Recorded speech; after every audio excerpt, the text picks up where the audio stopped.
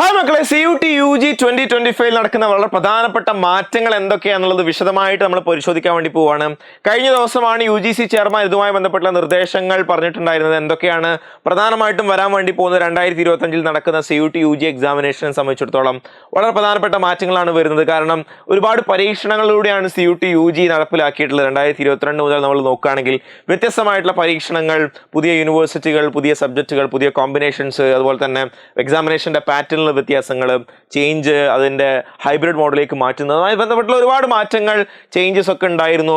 അതിന് ഡിലേയിങ് ഒക്കെ ഒരുപാട് പ്രശ്നങ്ങളൊക്കെ ഉണ്ടായിരുന്നു. അപ്പോൾ ആ പ്രശ്നങ്ങളൊക്കെ പരിഹരിക്കണം എന്നുള്ള ഉദ്ദേശത്തിൽ ഒരു എക്സ്പേർട്ട് കമ്മിറ്റിയെ വെക്കുകയും ആ എക്സ്പേർട്ട് കമ്മിറ്റിയുടെ നിർദ്ദേശങ്ങൾ വെച്ചുകൊണ്ട് ഡ്രാഫ്റ്റ് ആയിട്ടുള്ള നിർദ്ദേശം UGCക്ക് മുമ്പിൽ വെക്കുമ്പോൾ ഡ്രാഫ്റ്റ് ആയിട്ടുള്ള ഡീറ്റെയിൽസ് പബ്ലിഷ് ചെയ്യുകയും ചെയ്യുന്നതാണ് പറഞ്ഞിട്ടുള്ളത്. അപ്പോൾ അത് പബ്ലിഷ് ചെയ്യുന്നതിന് മുമ്പ് കുറച്ച് വിവരങ്ങൾ നമുക്ക് UGC ചെയർമാൻ വഴി ലഭിച്ചിട്ടുണ്ട്. അപ്പോൾ അദ്ദേഹം പറഞ്ഞിട്ടുള്ളത് പോലെ തന്നെയുള്ള എന്തൊക്കെയാണ് മാറ്റങ്ങൾ, അതിൻ്റെ ഇംപ്ലിക്കേഷൻസ് എന്തൊക്കെയാണെന്നുള്ളത് വളരെ വിശദമായി നമുക്കൊന്ന് പരിശോധിച്ച് നോക്കാം. എന്തൊക്കെയാണ് അതിൽ പറയുന്നത്? പ്രധാനമായിട്ടും വരുന്ന മാറ്റം എന്ന് പറയുന്നത് എക്സാമിനേഷൻ്റെ മോഡിൽ വരുന്ന മാറ്റമാണ് എന്നതാണ്. എക്സാമിനേഷൻ്റെ മോഡിൽ വരുന്ന മാറ്റം എന്താണെന്ന് വെച്ച് കഴിഞ്ഞാൽ examination will be conducted in hybrid mode എന്നുള്ളതാണ്. അതായത് ഹൈബ്രിഡ് മോഡിൽ കണ്ടക്ട് ചെയ്യുക എന്നുള്ളതായിരുന്നു നേരത്തെ ഉണ്ടായിരുന്ന എക്സാമിനേഷൻ്റെ ഒരു പാറ്റേൺ എന്ന് പറയുന്നത്. കഴിഞ്ഞ വർഷത്തെ പാറ്റേൺ ആണ് ഇവിടെ പറയുന്നത്. ഇനി എന്താണ് 2025 വരാൻ പോകുന്ന ചേഞ്ചസ് എന്നുള്ളതാണ്. ഹൈബ്രിഡ് മോഡ് എന്ന് പറഞ്ഞാൽ എന്തായിരുന്നു? കമ്പ്യൂട്ടർ ബേസ്ഡ് ടെസ്റ്റ് ഉണ്ടായിരുന്നു, CBT എക്സാമിനേഷൻ ഉണ്ടായിരുന്നു, പേപ്പർ പെൻ ഉണ്ടായിരുന്നു എന്നുള്ളതാണ്. അതായത് പേപ്പർ പെൻ എന്ന് പറഞ്ഞാൽ നിങ്ങൾക്ക് ഫിസിക്കലി എക്സാമിനേഷൻ സെൻറ്ററിൽ പോയിട്ട് നിങ്ങൾക്കൊരു പേപ്പർ തരും, അതിൽ OMR നിങ്ങൾക്ക് ബബിൾ ചെയ്ത് പോകുന്ന സിസ്റ്റം ആയിരുന്നു പേപ്പർ പെൻ എക്സാമിനേഷൻ. അത് മാറിയിട്ട് കംപ്ലീറ്റ്ലി ഒരു CBT മോഡിലേക്ക് മാറുന്നു, കമ്പ്യൂട്ടർ ബേസ്ഡ് ടെസ്റ്റിലേക്ക് വരുന്നു എന്നുള്ളതാണ് പ്രധാനമായിട്ട് 2025 വരുന്ന മാറ്റം. ഇത് വലിയ മാറ്റമാണ്. മാറ്റം എന്ന് പറഞ്ഞ സമയത്ത് മിക്കവാറും ഇതിനെന്തിന് കാരണമാവും? മൾട്ടിപ്പിൾ സെഷൻസിലേക്ക് പോകാനുള്ള കാരണമാവും എന്നുള്ളതാണ്. അതായത് ഇംഗ്ലീഷും ജനറൽ ടെസ്റ്റും ഒക്കെ വ്യത്യസ്ത സെഷനുകളിലായിട്ട് നടത്തേണ്ട ഒരു കാരണം എല്ലാ കുട്ടികളെയും ഒരേ സമയം അക്കമഡേറ്റ് ചെയ്യണം എന്നുള്ള ഉദ്ദേശത്തിലാണ് പേപ്പർ പെൻ എക്സാമിനേഷൻ നടത്തിയിട്ടുണ്ടായിരുന്നത്. പേപ്പർ പെൻ എക്സാമിനേഷൻ ആകുമ്പോൾ വ്യത്യസ്ത സെന്ററുകൾ ഉണ്ടാവും, ഒരുപാട് സെന്റർ ഓപ്ഷൻസ് ഉണ്ടാവും. അങ്ങനെ സെന്ററുകളിലൂടെ പേപ്പർ പെൻ എക്സാമിനേഷൻ നടത്താൻ എളുപ്പമായിരുന്നു. എളുപ്പം ഇൻ ദ സെൻസ് അത് കുറച്ചുകൂടി എന്തായിരുന്നു, ഒറ്റ ദിവസം കൊണ്ട് നിങ്ങൾക്ക് ഒറ്റ പേപ്പർ ഉണ്ടാവുമായിരുന്നു. ജനറൽ ടെസ്റ്റിൽ നിന്നും നോർമലൈസേഷൻ്റെ ആവശ്യമൊന്നും ഉണ്ടായിരുന്നില്ല. പക്ഷേ ജനറൽ ടെസ്റ്റും ഇംഗ്ലീഷും ഏറ്റവും കൂടുതൽ എക്സാമിനേഷൻ കുട്ടികൾ എഴുതുന്ന പേപ്പർ ആയതുകൊണ്ട് തന്നെ ഇനി പേപ്പർ പെനിൽ നിന്നും കമ്പ്യൂട്ടർ ബേസ്ഡ് ടെസ്റ്റിലേക്ക് പോകുന്ന സമയത്ത് പ്രധാനമായിട്ടും അത് വ്യത്യസ്ത സെഷനുകളിലായിട്ട് നടത്തേണ്ട സിറ്റുവേഷൻ ഉണ്ടാവും.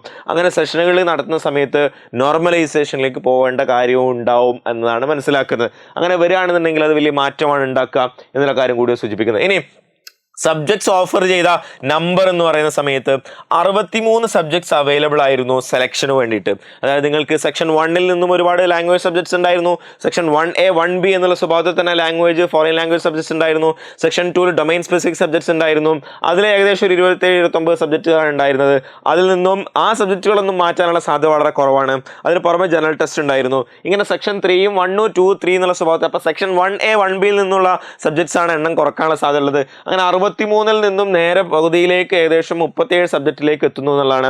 അതിന് എന്താണ് ജനറൽ ആപ്റ്റിറ്റ്യൂഡ് ടെസ്റ്റ്, അതായത് ജനറൽ ടെസ്റ്റിൻ്റെ സ്കോർ വെച്ചുകൊണ്ടായിരിക്കും ഈ ഡ്രോപ്ഡ് സബ്ജക്ട്സ്, ഈ ബാക്കി ഡ്രോപ്പ് ആയിട്ടുള്ള സബ്ജക്റ്റിലേക്ക് നിങ്ങൾക്ക് പോകണം, അല്ലെങ്കിൽ ആ സബ്ജക്റ്റിൽ നിങ്ങൾക്ക് ഡിഗ്രി ചെയ്യണം എന്നാണ് ഉദ്ദേശിക്കുന്നതെങ്കിൽ അങ്ങനെ ഡിഗ്രി ചെയ്യാൻ ഉദ്ദേശിക്കുന്ന ആളുകളെ സംബന്ധിച്ചിടത്തോളം ആ ഡ്രോപ്ഡ് സബ്ജക്ട്സിന് എന്താണ് മാനദണ്ഡമാവുക എന്ന് ചോദിച്ചു കഴിഞ്ഞാൽ ജനറൽ ടെസ്റ്റിൻ്റെ മാർക്കായിരിക്കും അതിന് മാനദണ്ഡമാവുക എന്നുള്ളതാണ്. അങ്ങനെ മാനദണ്ഡമാവുന്ന സമയത്ത് പ്രധാനമായിട്ടും അതിൽ ഒരുപാട് മാറ്റങ്ങൾ ഉണ്ടാവുന്നതാണ്. അതായത് സബ്ജക്ട് സെലക്ഷൻ്റെ ഡീറ്റെയിൽസ് ആണ്. സബ്ജക്ട് സെലക്ട് ചെയ്യാവുന്ന സമയത്ത് 6 സബ്ജക്ട്സ് സെലക്ട് ചെയ്യാനുള്ള ഓപ്ഷൻ ഉണ്ടായിരുന്നു നേരത്തെ. അതെന്തായി മാറി? അത് 5 സബ്ജക്റ്റിലേക്ക് ചുരുങ്ങി എന്നതാണ്. അതായത് ഒരാൾക്ക് പരമാവധി ഒരു പക്ഷേ ഒരു ഐഡിയൽ സിറ്റുവേഷൻ എന്നുള്ള ആൾക്ക് എടുക്കാൻ പറ്റുക ഡൊമൈൻ സബ്ജക്റ്റ് എന്നുള്ള സ്വഭാവത്തിൽ 3 സബ്ജക്റ്റ് എടുക്കാം. ഈ ലാംഗ്വേജ് എന്നുള്ള സ്വഭാവത്തിൽ ഇംഗ്ലീഷോ ഹിന്ദിയോ അറബിയോ മലയാളമോ ഒക്കെ എടുക്കാം. അതുപോലെ തന്നെ ജനറൽ ടെസ്റ്റ് എന്നുള്ള സ്വഭാവത്തിൽ ഒരു പേപ്പർ എടുക്കാം എന്നുള്ളതാണ്. അങ്ങനെ നോക്കുന്ന സമയത്ത് 3+1+1 5 സബ്ജക്റ്റ് എന്നുള്ള സ്വഭാവത്തിൽ എടുക്കാം. നേരത്തെ വേണമെങ്കിൽ നിങ്ങൾക്ക് 3 4 ഡൊമൈൻ സബ്ജക്റ്റ് എടുക്കാനുള്ള ഓപ്ഷൻ ഉണ്ടായിരുന്നു, ഡിപ്പെൻസ് അപ്പോൺ ദി യൂണിവേഴ്സിറ്റി. അപ്പോൾ നിങ്ങൾക്ക് ഐഡിയൽ സിറ്റുവേഷനിൽ ഒരു language, general test, 3 domain subject എന്ന രീതിയിൽ 5 സബ്ജക്ട്സ് നിങ്ങൾക്ക് എഴുതാനുള്ള ഓപ്ഷൻ ഉണ്ടാവുന്നുള്ളൂ. അപ്പോൾ 6 നിന്നും 5 ചുരുക്കാനുള്ള പ്രധാനപ്പെട്ട കാരണം പറയുന്നത് എന്താണെന്ന് വെച്ച് കഴിഞ്ഞാൽ 6 നിന്നും 5 എത്തുന്ന സമയത്ത് UGCയെ സംബന്ധിച്ചിടത്തോളം അല്ലെങ്കിൽ നാഷണൽ ടെസ്റ്റിംഗ് ഏജൻസിയെ സംബന്ധിച്ചിടത്തോളം ഒരുപാട് സൗകര്യമുണ്ട്. കാരണം മൾട്ടിപ്പിൾ ഷിഫ്റ്റിൽ എക്സാമിനേഷൻ നടത്തേണ്ട, അതിന് ലോജിസ്റ്റിക്സ് ഇഷ്യൂസ് അത്തരം സംഗതികളൊക്കെ മറികടക്കാൻ വേണ്ടി സാധിക്കും എന്നുള്ളതാണ് പ്രധാനമായിട്ടും വരുന്ന മാറ്റം എന്ന് പറയുന്നത്. അപ്പം മറ്റൊന്ന് ഫ്ലെക്സിബിലിറ്റി ഇൻ സബ്ജക്ട് ചോയ്സ് എന്നാണ്. ഈ ഫ്ലെക്സിബിലിറ്റി മൊത്തത്തിൽ CUT ബന്ധപ്പെട്ടുള്ള പ്രധാനപ്പെട്ട സംഗതിയാണ്. കാൻഡിഡേറ്റ്സിന് അവരുടെ +2 പഠിച്ച വിഷയം മാത്രം ഓപ്റ്റ് ചെയ്യാൻ പറ്റുമായിരുന്നുള്ളൂ.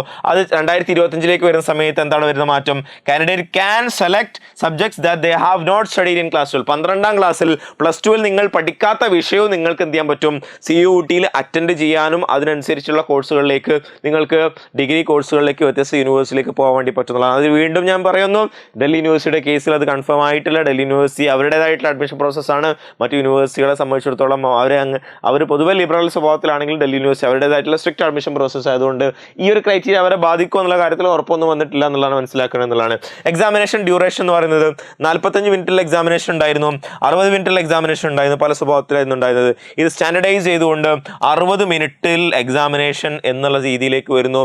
ആ സ്വഭാവത്തിൽ ചോദ്യങ്ങളൊക്കെ ഏകദേശം ഒരേ സ്വഭാവത്തിൽ വരും. 60 മിനിറ്റ് എക്സാമിനേഷൻ മിക്കവാറും അതായത് 60 ചോദ്യങ്ങൾ എന്നുള്ള രീതിയിലായിരിക്കും വരാൻ സാധ്യതയുള്ളത്. എക്സാമിനേഷൻ ടൈം മാത്രമേ പറഞ്ഞിട്ടുള്ളൂ, ടൈം 60 മിനിറ്റിലേക്ക് വരും എന്നുള്ളതാണ് പ്രധാനമായിട്ടും വരുന്ന മാറ്റം എന്നുള്ളത്. Question format included optional questions in some sections. ഈ പറയുന്ന പോലെ ഓപ്ഷൻസ് ഉണ്ടായിരുന്നു.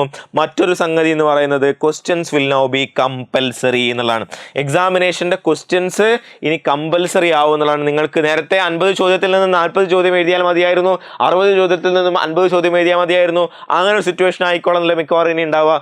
ഇനി ഒരു പക്ഷേ കമ്പൽസറി എന്നുള്ള രീതിയിലായിരിക്കും വരിക. അപ്പോൾ ഡ്രാഫ്റ്റ് ഗൈഡ് ലൈൻസ് വന്നാൽ മാത്രമേ നമുക്ക് അതിൻ്റെ കൺഫർമേഷൻ പറയാൻ വേണ്ടി പറ്റുള്ളൂ. കൃത്യമായിട്ടുള്ള നിർദ്ദേശങ്ങൾ ഡ്രാഫ്റ്റിന് ശേഷം അതിന് നിർദ്ദേശങ്ങൾ കൊടുക്കാനുള്ള സമയം ഉണ്ടാവും. നിർദ്ദേശം കൊടുത്തതിന് ശേഷം ആ നിർദ്ദേശങ്ങളൊക്കെ വെച്ചുകൊണ്ട് അതിന് അനലൈസ് ചെയ്തുകൊണ്ട് ഒരു ഫൈനൽ നോട്ടിഫിക്കേഷൻ വരുന്ന സമയത്തായിരിക്കും നമുക്ക് കൃത്യമായിട്ടുള്ള ഡീറ്റെയിൽസ് വരും. ഏതായിരുന്നാലും നമ്മൾ ഇതിന് തയ്യാറെടുക്കേണ്ടതാണ് എന്നുള്ളതാണ്. CUT UGയിൽ പ്രധാനമായിട്ടും വരുന്ന മാറ്റങ്ങൾ നിങ്ങൾക്ക് 2025 നിങ്ങളെ സംബന്ധിച്ചിടത്തോളം വളരെ പ്രധാനപ്പെട്ട എക്സാമിനേഷനാണ്. If you dreaming to central university, നിങ്ങളെ സംബന്ധിച്ചിടത്തോളം സെൻട്രൽ യൂണിവേഴ്സിറ്റി എന്ന് പറയുന്നത് ഒരു വളരെ പ്രധാനപ്പെട്ട ഡ്രീം ആണെങ്കിൽ ഈ പറയുന്ന എക്സാമിനേഷൻ പാറ്റേണിനെ കുറിച്ചോ എക്സാമിനേഷനുമായി ബന്ധപ്പെട്ടുള്ള ചോദ്യത്തിൻ്റെ എണ്ണത്തെക്കുറിച്ചോ അല്ല നിങ്ങൾ കൺസേൺ ആവേണ്ടത്. നിങ്ങൾ അതിനു വേണ്ടി എത്രത്തോളം പ്രിപ്പയർ ചെയ്യുന്നു എന്നുള്ളതാണ്. എക്സാമിനേഷൻ്റെ പാറ്റേണൊക്കെ നമുക്ക് മനസ്സിലാക്കാനുള്ള അവസരം ഉണ്ടാവും. അത് നിങ്ങൾ പ്രിപ്പറേഷൻ സ്റ്റാർട്ട് ചെയ്തിട്ടുണ്ടോ എന്നുള്ളതാണ്. അങ്ങനെ നിങ്ങൾ കൃത്യമായിട്ട് പ്രിപ്പറേഷൻ സ്റ്റാർട്ട് ചെയ്യുകയാണെന്നുണ്ടെങ്കിൽ അതിന് നിങ്ങളുടെ കൂടെ എജുപോർട്ട് ഉണ്ടാവും. നിങ്ങളുടെ +2ൻ്റെ കൂടെ തന്നെ നിങ്ങൾക്ക് എന്ത് ചെയ്യാൻ പറ്റും? നിങ്ങൾക്ക് പ്രിപ്പറേഷൻ നടത്താൻ വേണ്ടി പറ്റും. അതിനാവശ്യമായിട്ടുള്ള എല്ലാവിധ ലൈവ് സെഷൻസ്, റെക്കോർഡ് വീഡിയോസ്, നിങ്ങൾക്ക് ആവശ്യമായിട്ടുള്ള ടെസ്റ്റുകൾ, വർക്ക്ഷീറ്റുകൾ, ഇതിലുള്ള എല്ലാ ഡീറ്റെയിൽസും നിങ്ങൾക്ക് ആവശ്യമായിട്ടുള്ള സപ്പോർട്ടുകൾ, കരിയർ റിലേറ്റഡ് ആയുള്ള സപ്പോർട്ടുകളൊക്കെ നിങ്ങൾക്ക് എജുപോർട്ടിൻ്റെ ഭാഗത്ത് നിന്ന് ലഭിക്കുന്നതായിരിക്കും. അപ്പം ആർക്കെങ്കിലും ജോയിൻ ചെയ്യാൻ താല്പര്യം ഉണ്ടെങ്കിൽ നമ്മളെ ബാച്ച് റൺ ചെയ്തുകൊണ്ടിരിക്കുകയാണ്. ബാച്ചിൽ ജോയിൻ ചെയ്യാൻ താല്പര്യമുള്ള ആൾക്ക് താഴെ കൊടുത്തിരിക്കുന്ന നമ്പറിൽ കോൺടാക്ട് ചെയ്യുകയും ചെയ്യാവുന്നതാണ്. നിങ്ങൾക്ക് എന്തെങ്കിലും കമൻസ്, അഭിപ്രായങ്ങളോ നിർദ്ദേശങ്ങളോ ഒക്കെ ഉണ്ടെങ്കിൽ നിങ്ങൾക്ക് കമൻറ്റ് ബോക്സിൽ പറയുകയും ചെയ്യാവുന്നതാണ്. അപ്പോൾ മക്കളെ, all the best. Thank you.